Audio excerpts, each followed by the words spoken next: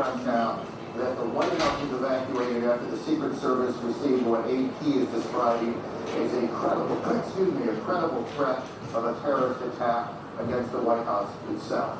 And I expect you'll be checking that out. We'll try and confirm that. That's what AP is reporting right now. Again, this all began about an hour and 15 minutes ago here in Lower Manhattan when the first of two planes crashed into the first of the two towers behind me at the World Trade Center.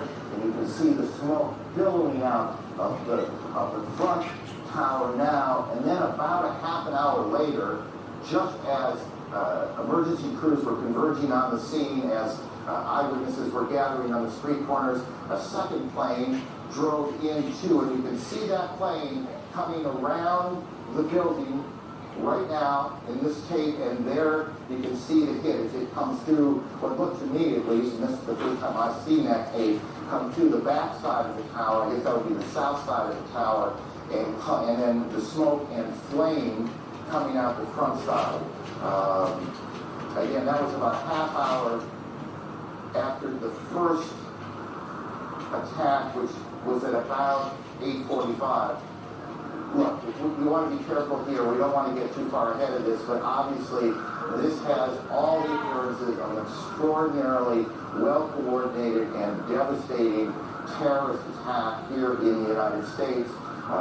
Certainly nothing like it since Oklahoma City, or nothing like it here in New York since the terrorist attack on the same World Trade Center buildings in February of 1993. At the Pentagon, a plane or a helicopter has crashed, apparently as part of whatever this operation has been, and Jamie McIntyre is there. Jamie, what are you hearing?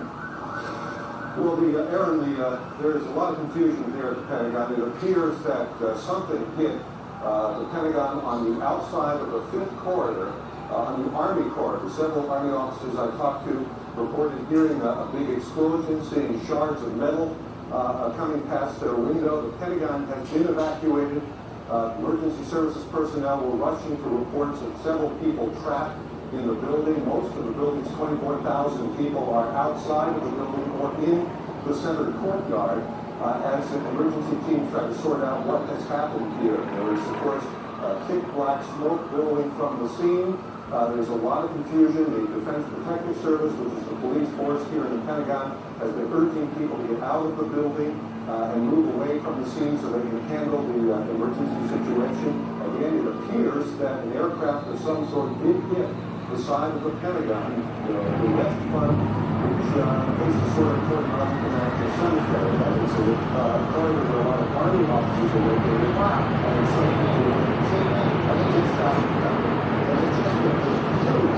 explosion you can see a billowing smoke rising, and I'll tell you that I can't see that second tower, but there was a cascade of sparks and fire, and now it looks almost like a mushroom cloud of explosion, this huge.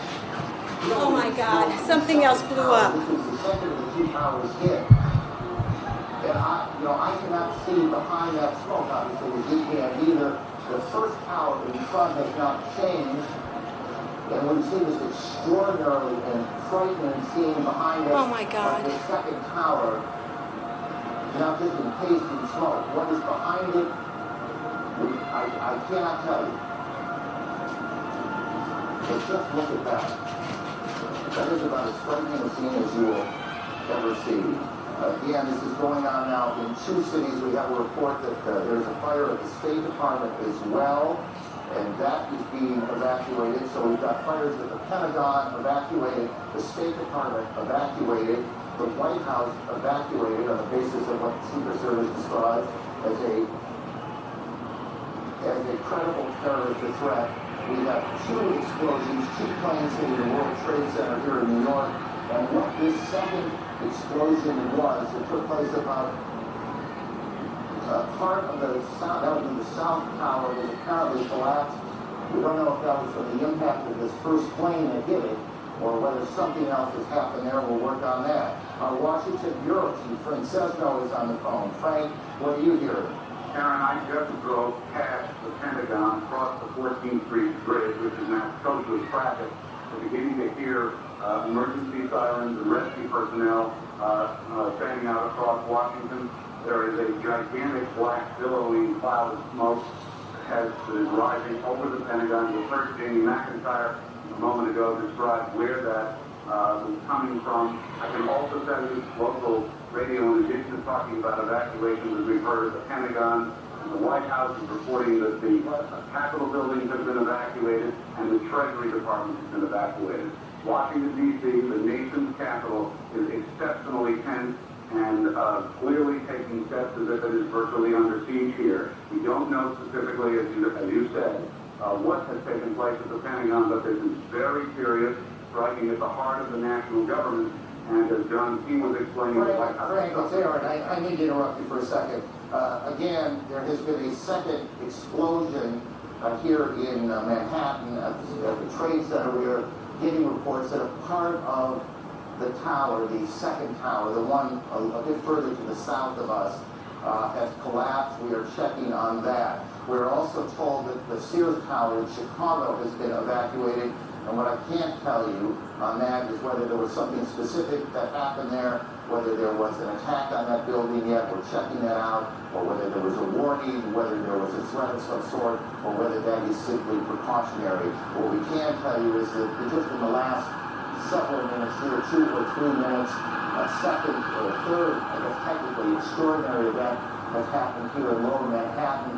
You can see this extraordinary plume of smoke that is, or was, at least, the second tower of the World Trade Center. Perhaps 3 or 4 minutes ago, you could, from where we were standing, see that second building that is just a bit to the south of the first building, but you can't see it anymore. It is covered with smoke.